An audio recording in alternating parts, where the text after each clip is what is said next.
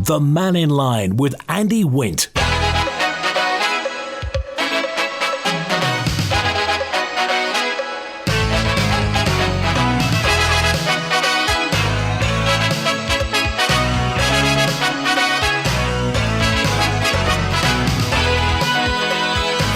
Good afternoon. Welcome to Mannin Line on Manx Radio. Open line again, your chance to have your say about whatever's on your mind by calling 66 1368.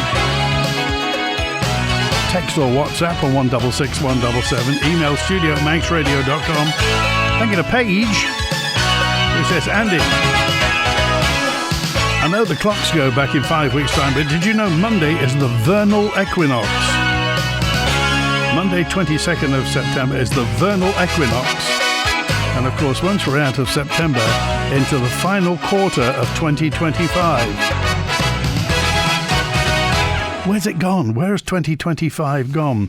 Oh, the good news is, if you support Beach Buddies for the first time in 3 weeks due to bad weather, the forecast looks okay for Monday. So Beach Buddies are back in action at Derby Haven from 10:30 on Sunday morning. Beach Buddies in action at Derby Haven. The big red truck will be there, and everything is provided: the litter pickers and the gloves and this, that, and the other, and they get rid of everything.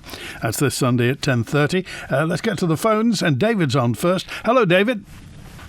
Hi, Randy. Just quickly there, talking about Alice the other day. It was so great to hear her saying about the green initiatives and what we should be doing on the island.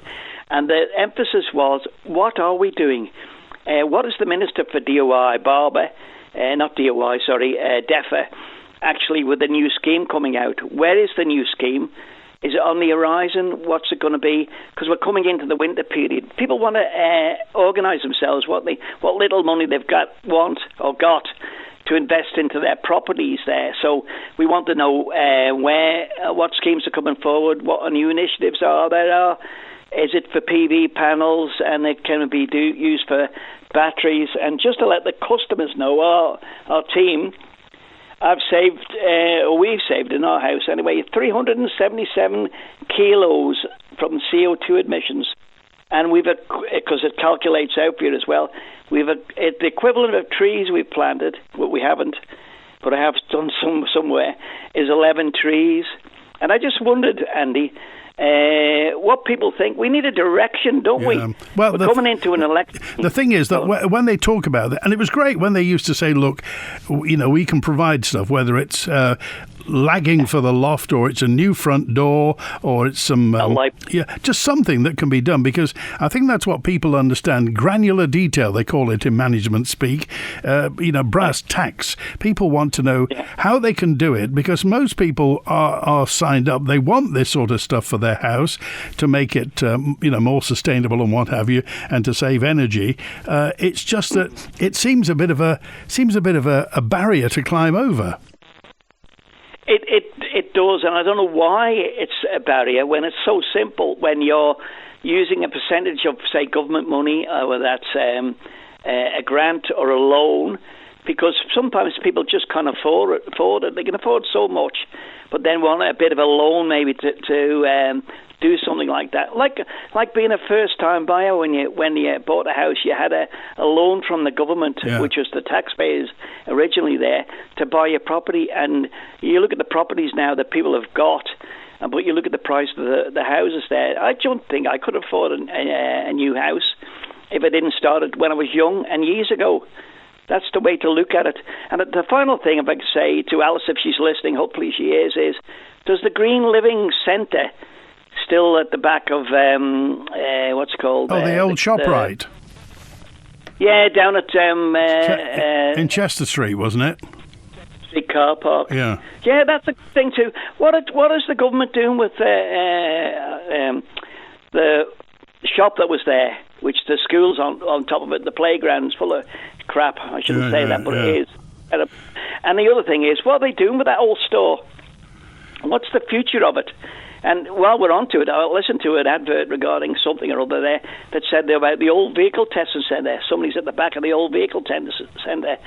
What are we doing with that? That's a government building. And I know Mr. Krugel's brought out, was it 17 million or 1.7 million in savings. When is that going to happen? You know, we need to find these things out, don't we? Coming into an election period to find out what we can do with the money we've got, and this is government itself, and what new initiatives are coming forward from government. I don't see any of them. Okay, all right. Have a good weekend, David. Thanks for calling. Bye. Cheers now. 12 minutes past 12. Apparently, all grant claims have got to be submitted by the 30th of September. This is for the Green Living Grant Scheme. If you miss the deadline, you'll be liable for 100% of the cost of any work which your contractor does. The Green Living Grant team is on 687-333, or you email greenlivinggrant@gov.im, all lowercase, all one word. So the Green Living Grant, 687-333. It's going to be superseded. The Department of Environment, Food and Agriculture's departmental plan has indicated a new low-carbon heating scheme for residents, which will replace the Green Living Grant scheme. And if you want more information, you just go to, I think it's Element Enterprise on their website. It's all there. The Green Living Grant scheme was created to help you with the reduction of carbon emissions and household energy bills, and provides a financial contribution up to, I think, £5,500–6,000 per property to help make residential properties more energy efficient. You may have had this. I mean, I know lots of people who've had new front doors out of it. They produce a Manx home energy audit, and the second provides funding of up towards the cost of energy saving solutions identified the home energy audit. Financial support of 75% available for recommended works with a value of less than £1,000. And 50% for recommended works with a value of over £1,000. Well, the 30th of September is the deadline. It's the 19th of September now. So I think the phrase is, get your skates on.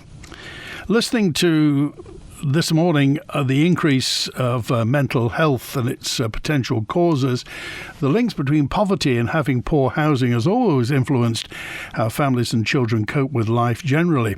Noting where and how people live is the basic foundation of completing comprehensive assessments.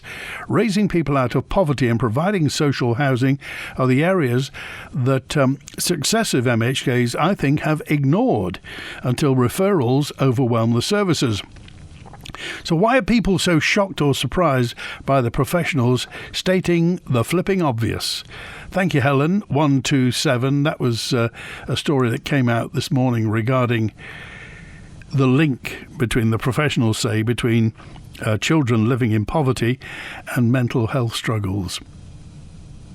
Remember, says Andy, it's not government money. It's money from taxpayers who've paid tax. So there we are. It's not, well, we always stress this, it's not government money, it's taxpayers' money.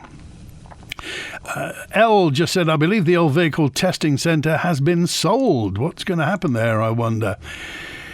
The Green Living Grant, I used it and needed more doing, but I thought it was finished, says H on 768. Are they keeping the store for the next pandemic? If they know when it's coming, says Desmond. Do you know Desmond? You're not in on the in, are you, Desmond, with the information? Remember, I mean, crikey, that store. It was Lipton's, wasn't it, at one time? Lipton's, then it became Safeway. Then in came Morrison's. ShopRite had a go at it. And then it was the jabbing centre for the pandemic. I wonder what's going to go in there next. And David's panels have saved the carbon of 11 trees. I'd rather have 11 trees than solar panels. Says Ian, we have to get rid of well, solar panels seem very successful. However, the government seems backward in coming forward, doesn't it, with using solar panels? You don't see many government buildings with solar panels on top. It was also the Presto supermarket, apparently. Oh, congratulations, by the way. I must say congratulations to Mark Lewin, the Isle of Man government's chief executive. Mark Lewin, he says there's currently a greater emphasis on efficiencies and transparency during what Mark Lewin calls a period of change. Now, Mark took the role on as chief executive on an interim basis in April this year, but this week his contract was extended to a 3-year limited term. The Chief Minister, Mr Cannon's confirmed an open recruitment process will begin in late 2027 or early 2028. This is Mark Lewin, now confirmed for the next 3 years as the government's chief executive. I think the ongoing permanent conversations about how the organisation is, how our people are, what are we here to serve, who are we here to serve, and how are we doing on that, that's something we always talk about. The Chief Officer Group as a collective talks regularly, works regularly on issues, on priorities, on how we are performing collectively against the challenges we're set. Financial challenges is clearly a big one, and inevitably every year there are more and more demands placed across the public service with limited resources, and we have to respond to that. From a culture perspective, I see, and day in, day out, we very much work as a collective. There's always more we can do, and there's always more we will do. We're going through another 12 months, a particular period of change. There's a lot more focus on efficiencies, there's a lot more focus on transparency, and we will do that as a collective, and we will make sure we are joined up and working together as best we can. One of our key roles is to make sure we have a public service that can be sustained, so the pursuit of efficiencies, and I know we'll talk a lot more about that. That was one of the priorities I was asked to look at when I came in April. And working with the Chief Officers Group, working with our central functions, whether that's digital transformation, whether that's making sure we got as good a use as we can of our partners and our contracts, making sure our assets are being fully utilised, making sure that we are doing the best we can in that space with our people. And services, stepping back and reimagining and redesigning for today's world, how they can function and how we do it in a sustainable long-term way. So the concept of financial challenges, making sure our services we can sustain. Increasingly it's difficult to say. Every year there are more and more demands placed on public service. In a small island we do far more than we do, or you would expect to see in other larger jurisdictions. And people of the Isle of Man, quite rightly, we like our way of life and we like the things that are provided, and sometimes when we believe we have to change some of that can be difficult. Any thoughts on that? That's Mark Lewin, the confirmed as the new chief executive for the next 3 years anyway. Well, he mentioned two things: financial challenges and the services that are required by the public. And I wonder what your thoughts are. The government now does an awful lot more in our lives than it ever used to. And certainly during COVID, there was almost a paradigm shift in that the government was in all our lives on a daily basis. Now, it may be that some people like the government to be in charge. I mean, you often hear the phrase, don't you? What's the government going to do about it? It wasn't always the way. The government didn't run many things that it runs now. So, is there any way back from that, or do you think this is the way that's going to go forward? And particularly, I'm just referring to Manx Care, because obviously the cost of Manx Care will continue to go up. As a service, it's unionised, so the unions will never ever negotiate for less pay. So, logically, the cost of labour is just going to go up and up and up.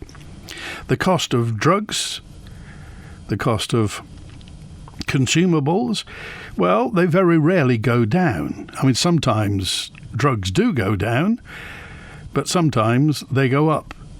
And we've heard in the past few weeks just the cost of the slimming jab, Mounjaro, doubled over a weekend. So the cost of Manx Care is going to go up and up and up and up and up and up and up and up and up and up. And that's a public cost. And we now demand more of the health service than ever before, and quite rightly so. If the stuff is there, then it should be there for us. But you have to reconcile that. The money has to come from somewhere. That famous magic money tree doesn't exist, even on the Isle of Man. And as that correspondent pointed out, there is no government money, there is only taxpayers' money. And I think in light of that, what Mark Lewin had to say was really interesting, and what will happen over the next 3 years. Robert's with us now. Hello, Robert. Hi, how you doing? Well, very well. I'm a bit disappointed in the weather, I'll be honest with you. Yeah, it's a bit Widnail and I, isn't it? But I don't want to go there, but I know what you mean. Anyway, what I wanted to talk about was the fact that there's a quest at the moment for a lot of people to find a cheap cup of tea. And the answer, basically, is at Wetherspoons. All the shops are available because you can go in and you can have your £1.70, I think it is, cup of tea, and you get refills, and you go up to the first floor and you can read your newspaper and you can do all your stuff and you can chat with people there, and there's not much chatting that goes on, but people do get their fix, and I think that's a good thing, to be honest with you. I wonder where the cheapest cup of tea is. Well, I mean, it doesn't matter because you keep on getting refills at Wetherspoons for free. Well, how much tea can you drink? Well, I mean, that's a good question. I don't want to answer it, but I mean, I think the answer is you've got unlimited option, don't you? You pay your £2 and you get your £2 drink, and that's new to the Manx experience. In the same respect, I would have thought that other things would have happened. Like I think there's the fact that there's a thing called ting. It's a ting method. There's the fact that you pay a certain amount, and if you don't use it, it goes over onto the next one, like the month and stuff like that. It's a bit complicated, but I mean, it's the fact that if you don't use it, you can just use it whenever you need to. Well, now you've made me want a cup of tea. Why didn't you have a chocolate biscuit with it as well? Very nice. Thank you very much indeed. Have a good weekend, Robert. All right, bye. 23 minutes past 12. It'll be interesting to see how Mark Lewin gets on, says Andrea, and if any improvements are made. Why do we have bigger public services than a larger city in the UK? Can our public services be streamlined? Maybe government needs to step back from some things that they're involved in. If they need to help with funding, fine, but then leave the organising to the experts instead of creating more civil servant jobs. Think TT, says Andrea. Well, the size of government's always been a vexed question, and subsequent governments have always said we're going to reduce the size of government. And let's face it, it never really happens, does it? Honestly, does it ever really happen? Certainly Mr. Bell managed to reduce the size of government, and maybe COVID was part of increasing the size of government. But we have a situation where government is by far and away the largest employer on the Isle of Man. And many people's point of view is, and Carl dropped a note in just to say, when you get the majority of people in the working population working for the government, there is a saying, turkeys don't vote for Christmas. Not in a disparaging way, but you wouldn't expect anybody working for government to criticise the size of government. The COVID Jab Centre, that's the old ShopRite, the old Lipton's on Chester Street, would make a good indoor kart racing track. Concrete floors already there. They just need the tyres, I was just imagining it there, the tyres and some barriers, and get some karts in that place. Would make a good living for somebody, says Charlie. A kart centre in there. Well, what a thought. Regarding the wind turbines, says Charles, I get exasperated, when people say, what happens when it's not windy? It's hardly ever not windy in the Isle of Man. And I think September has been very blustery, says Charles. We have too much government, says Jeff. Local and central, and it all comes at a cost. I'd like central government reduced by a quarter. 25% over the next 10 years. We need good core services, not ethereal nonsense. What do you mean? Also, our government's slow to react to anything. There'll never be a headline stating the Isle of Man government is the first to do X or Y. Has that ever happened? Have we ever been the first to do that? I think years and years ago, perhaps. Women getting the vote? Thank you, Jeff. Anyway, the size of government on the Isle of Man. And bear in mind what I say, when most people, or the biggest part of the population, working population, works for the government. Are they ever going to say, my job's a bit redundant, I don't want this? John in Ramsey, Big John in Ramsey says there's no mechanism in place legally to remove Elizabeth Shimmin from the board of Ramsey Town Commissioners, but in actual fact they could push a no confidence vote to remove Elizabeth Shimmin from there. Any decision making... a saddened and upset Big John in Ramsey. That story's going on all the time. So the thought of big government and how to reduce it, and what do you think the government shouldn't be doing that it is now? That phrase often happens, doesn't it? What's the government going to do about this? The moment anything goes wrong, what's the government going to do about it? Were we always so reliant on government, on central government, to do things for us? Dawn says, Andy, I'm sorry to bother you. Never be sorry to bother me, Dawn. I've been going to Liverpool to receive treatment that I can't get on the Isle of Man. I've been 5 times now, and I'm very thankful for Manx Care to send me over. But I've been on different days, and this has happened every time. You have to be at the airport for no later than 6 a.m., and the flight back's supposed to be boarding time 6:45 p.m, home for 5 to 8, 1955. I've never in my 5 times been back before 5 to 9. So think about that. People are ill going for treatment in Liverpool at the airport for 6 a.m, back at the airport at 5 to 9. I have fibromyalgia and find it difficult with pain. I'm only 61.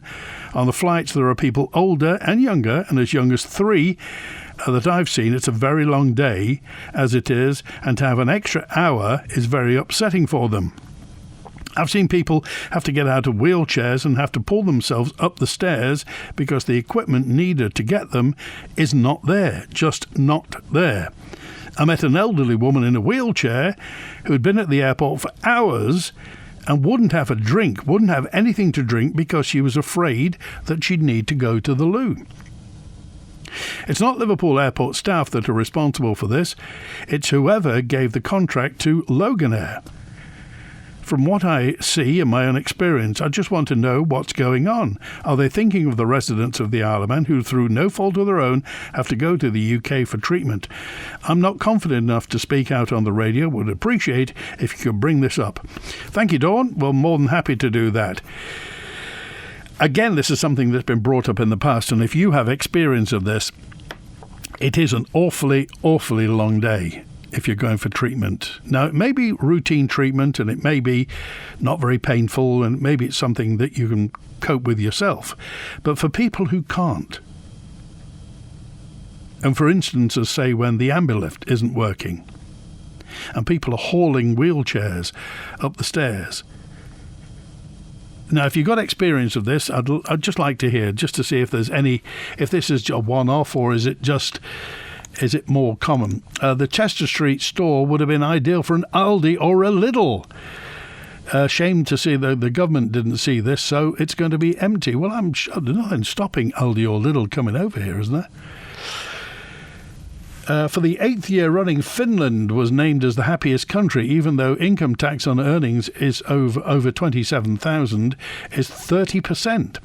What would happen if Isle of Man personal tax was raised, say, to 26%, says Andy. Well, this will all come out in the election next year. Now, I imagine there will be, and there have been, certain candidates in the past who have advocated putting up the cost of personal taxation.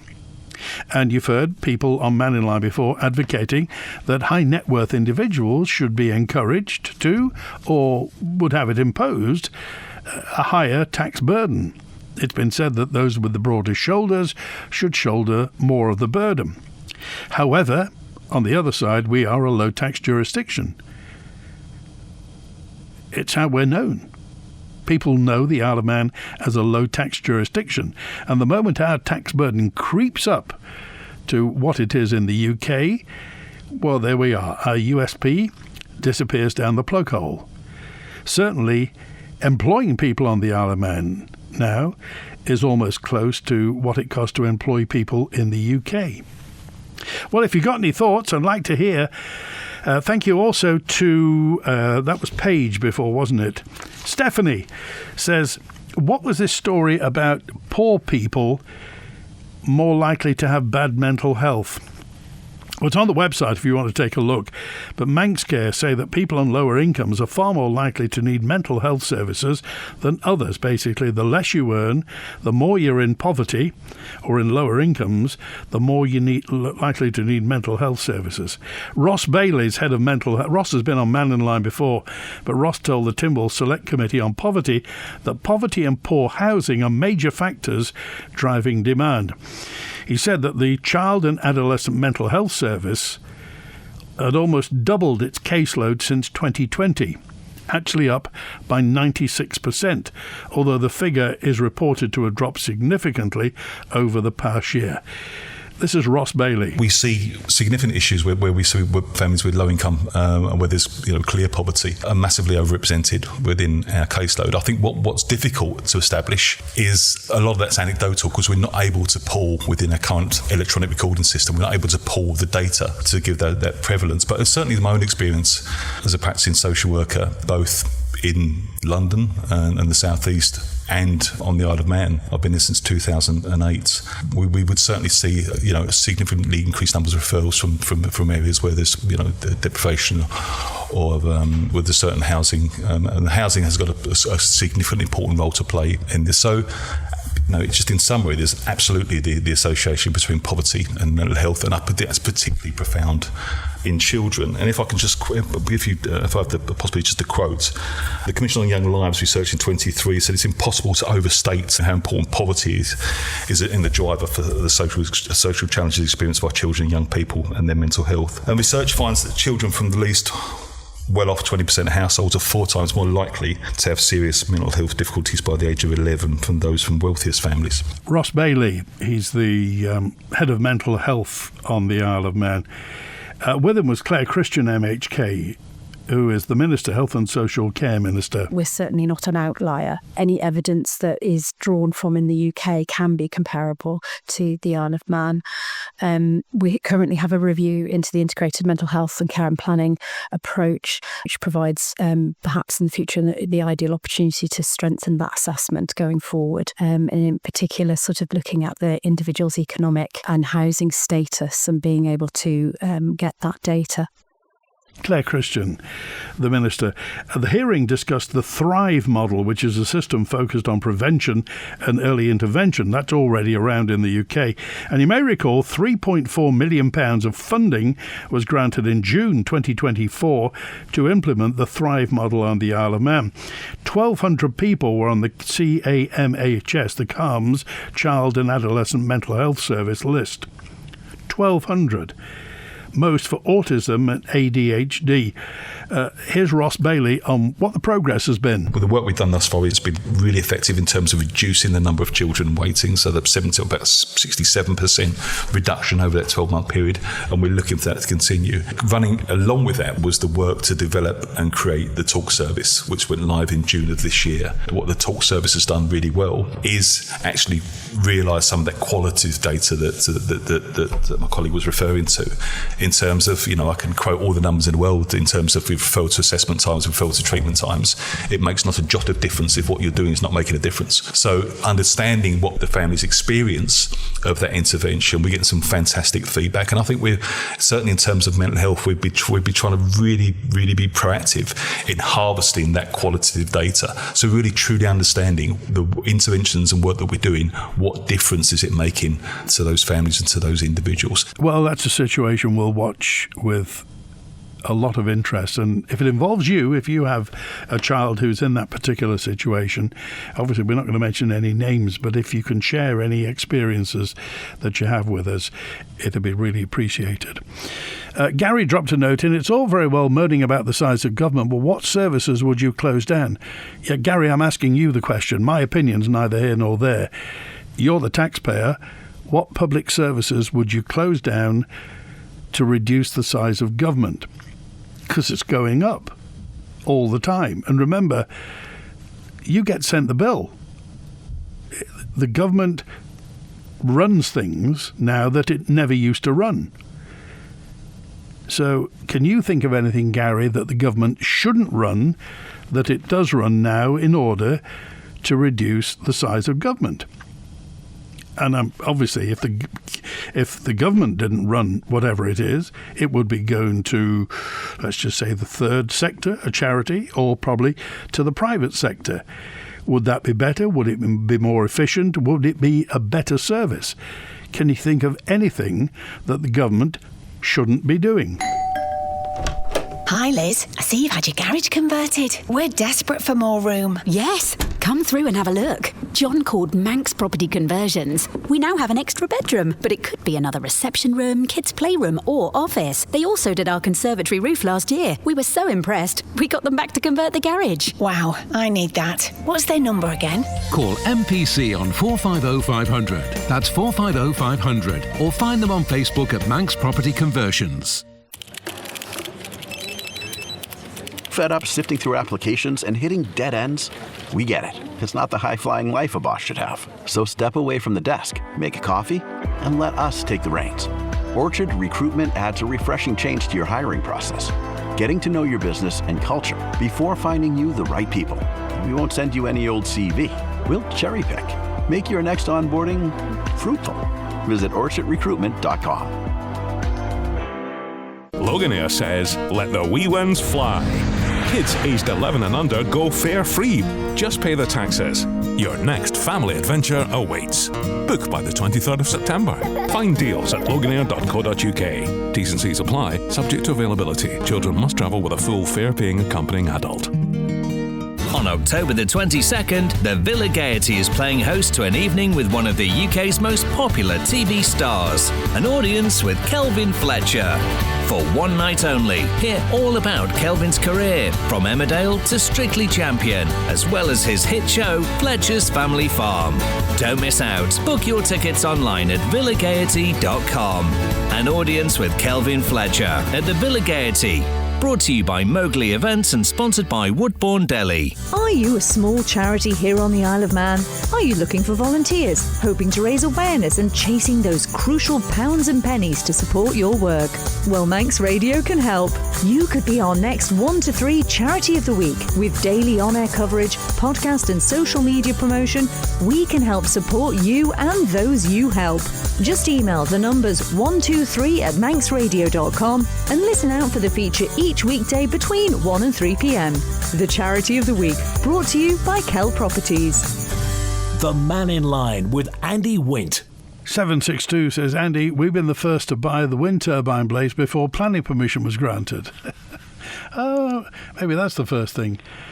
Eddie's with us now. Hello, Eddie. Have we paid for them? I don't know. Well, nobody knows, does it? Nobody knows. Exactly. Nobody knows. This is the government that is very transparent, you see. You had a caller on earlier on about the government expenditure, you know, have we got too many civil servants or have we not? Well, a couple of years ago I was on, and what I did, Andy, if you remember, was I took an example of any council in Britain, and I did an example which was the Isle of Man population, 83,500 people, and I randomly picked Trafford in Manchester area. They've got 235,000 people. Isle of Man civil servants, right, as against Trafford have got 2,316 civil servants, right? The Isle of Man, I forget what figure it was we had, but the final workout in ratio was in Trafford, one civil servant has 230 people to look after. In the Isle of Man, one civil servant has 32 people. So yes, we are overmanned, but consecutive governments throughout the years have looked after the boys, I think, and how on earth could you get rid of all these excess people? But at the same time as I did those figures, Andy, I also realised that if we were on a par with other places that seem to cope with a lot less civil servants, we could actually save between 60 and 80 million pounds a year. Now that would go a long way to solving a few of the little problems that we seem to get every year money-wise, wouldn't it? But we need to be specific, Eddie. I mean, what is it? Which bit of government do you think could be done better by either a charity or the private sector? Well, it just figures itself. Why have we got 3 times the amount of civil servants as an average council in Britain? Why? Just answer that question. Well, we do make our own laws. We are a self-governing jurisdiction, so we have never ever been part of the UK. So I mean, the comparison is indicative, but it's not exact. So remember, we have to make our own laws. So Tynwald will create a lot, i.e., the House of Keys and the Legco. That will create a lot of jobs, and obviously the government officers create jobs there that are dealing with legislation and enacting and enabling and running legislation. So, I mean, that's one of the reasons we're a self-governing jurisdiction. Well, we had an MHK came on the last time I made these comments, and we fired back with every one of the councils in Britain has numerous amounts of police force, you name it, fire brigade, councillors, council offices, just the same. We are such a small 83,500 people, right? It shouldn't be so hard to look after 83,000 people, surely. I mean, whenever it would, just take for instance Coast Guard.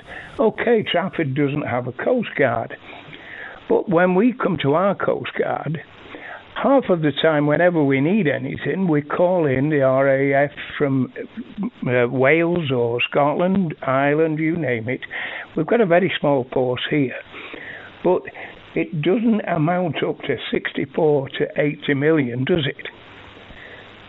We are overmanned. And a question I asked last time, which has never ever been answered, I think Howard asked this question himself. I think 2 years ago, they employed, 240 people in the health service. And Howard's question was, what were they employed as? Well, nobody's ever come back to that. It's only a year ago, actually, that, wasn't it? Well, nobody's answered that question. Well, the fact is, when you have a large part of the working population working for the government, it's not a popular question, Eddie. Quite dead on, yeah. But something needs to be done there before... Well, something needs to be done if people are happy not paying more tax, because at some point the money has to be generated, has to be paid for. We can't go on, raiding the reserves, because at some point the reserves will run out. But another question that was asked quite a while ago is, how many people have we got in government on £100,000 plus? And that question has never come forward, has it? But the gist of all this is we have too many people in civil service. It's just plain and simple. Just do what I've done yourself. Take any county in Britain and see how many civil servants they have, and just draw your own conclusion. We are 3 times as many as anywhere else. And it doesn't work. It's going to cost taxpayer money. That money could be spent elsewhere. Okay, all right. Dead easy. All right, Eddie, thanks. Yep. Have a good weekend now. And you, mate. Good to hear from you. Thanks for that. The government consists of 8 departments, 7 statutory boards, and numerous other government and quasi-independent agencies. Obviously, we've got the Cabinet Office, Department of Education, Sport and Culture, Department for Enterprise, Department for Environment, Food and Agriculture, DHSC, Department of Health and Social Care, Home Affairs, Justice and Home Affairs, Infrastructure, and the Treasury. I mean, lots of quasi-government stuff like the Manx Lottery Trust, Manx Care, obviously, the Planning Committee, Swimming Pool Authorities, the Arts Council. Safeguarding Board, Public Services Commission, MERS, the Manx Industrial Relations Services. There's lots and lots and lots of stuff that government takes care of directly or indirectly, and the cost is going up. So at some point, and it's important next year because there is an election, what will you say? What question would you ask the candidate if they talk about reducing the size of government? Betty's with us now. Hello, Betty. Oh, hi, Andy. I've just got a question for somebody. I just wonder why there's so much more mental health problems around now. Is it just because they're more observed? But, for instance, I grew up in quite a poor area of Liverpool in 1936, so went through the war as a child, and a lot of people around me, most of the people around me, had very little money, even during the war. And I don't recall people having mental health problems. I mean, genuinely, Betty, do you ever remember anything as a little girl or growing up? Do you ever remember any of the neighbours, anybody in the streets around? And of course, they didn't beat around the bush then, did they? Did anybody? They'd say he's gone balmy. Did anybody? Did things like that ever happen? I just remember one single woman who was quite mad, but apart from that, no. And I lived in a street where there were probably more than 100 people living, and none of this happened. And, you know, I just wonder what's happening today and whether anything that's done helps people that much, really. Perhaps, you know, just having periods where you feel down or periods where you feel sad, I think it's normal, really. Well, yeah, it's a very valid point. It's a very valid question that nowadays we are certainly a lot more concerned with mental health. I mean, in fact, I got a message in earlier that just said, 30 years ago, the phrase mental health was kind of pejorative. It was looked down on. And if anybody said that they were struggling with their mental health, people used to look sideways at them. Nowadays, it's absolutely commonplace, Betty.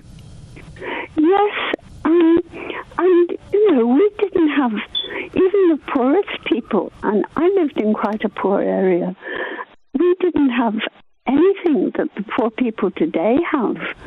We didn't have television, we didn't have, quite often we didn't even have radios, we didn't have electricity or hot water or baths in the house.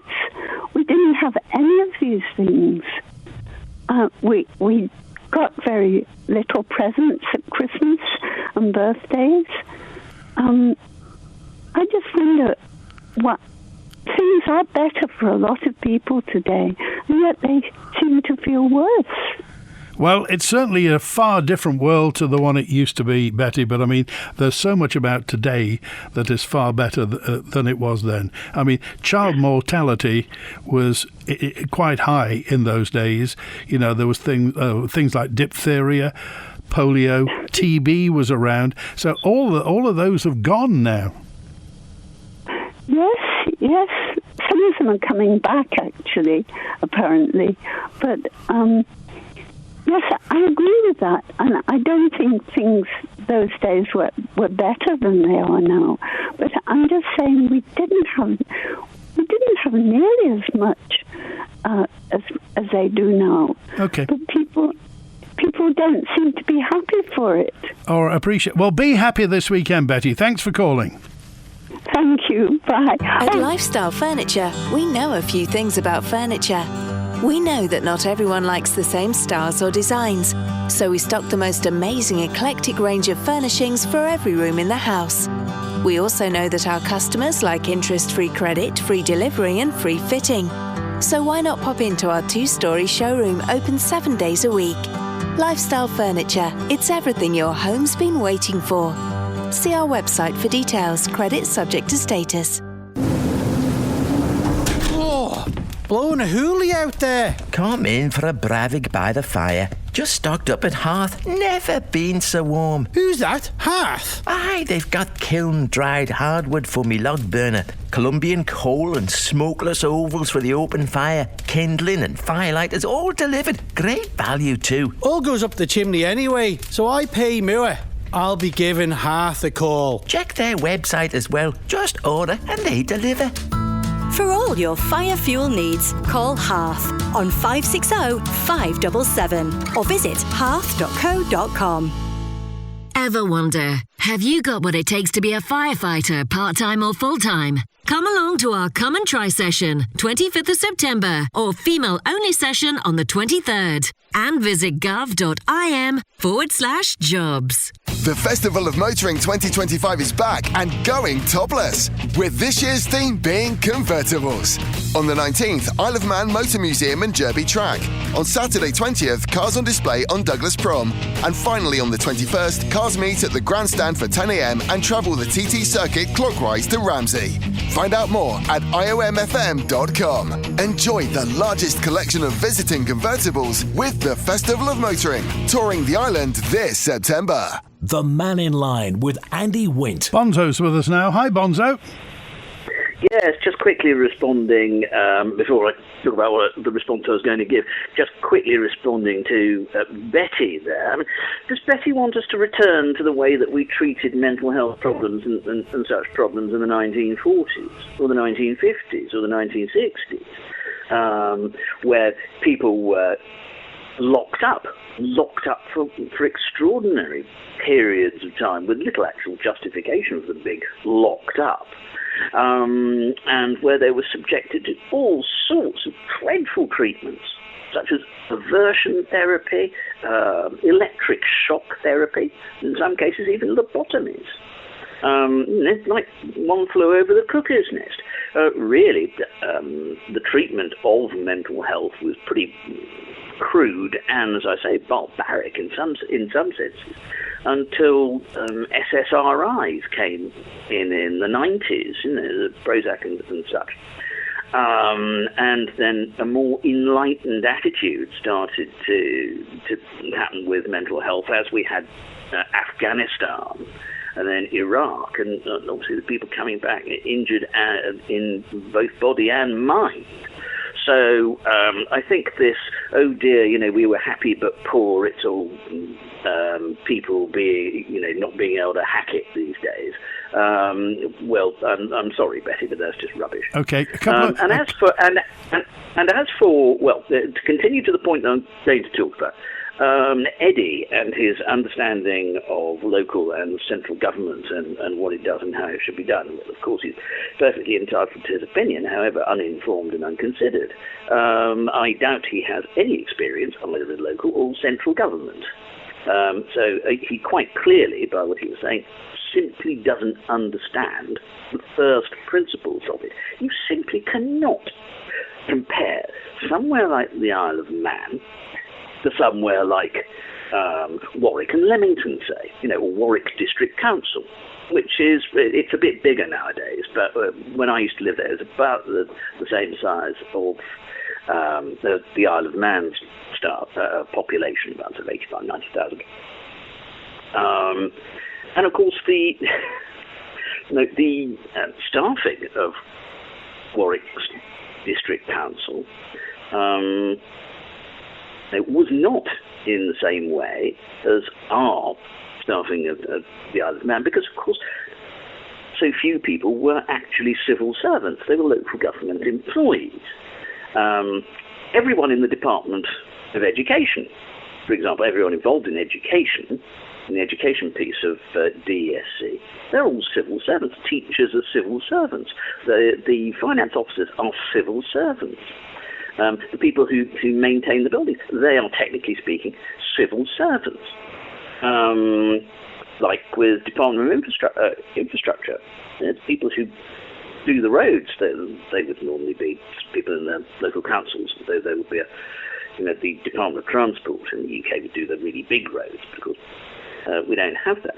But they are technically civil servants. Also, we aren't a local council. We're a nation state. We've got a flag. We have an aircraft and shipbuilding registry. We have a finance sector, which all need regulation. And then we take it upon ourselves to do things like healthcare, which the Warwick Hospital wouldn't be run by Warwick District Council. It's run by the Health Service. So you're not comparing apples with pears at all. You're comparing apples with staircases, and that really is far too simplistic. And anyone who, in the next election, goes around blithely suggesting that civil service needs to be cut by a third or a half, or some ridiculous number such as that, really doesn't understand what the civil service what the public sector does, and what it needs to do in order to do it, in order to provide the services that they want. So briefly then, is the size of government inexorably just going to rise, Bonzo? No, but it does have to be the size that it needs to be to do the job. How we define that job is, of course, for us. Okay, all right, appreciate it. Have a good weekend, Bonzo. Thanks for calling. And you. Okay, cheers. Bye. That's it. Thanks for being part of Mannin Line this week. Thanks to Ben on the phones today. I hope the weather improves for the Festival of Motoring if you're part of it. Enjoy your weekend. Back with an open line on Monday. WI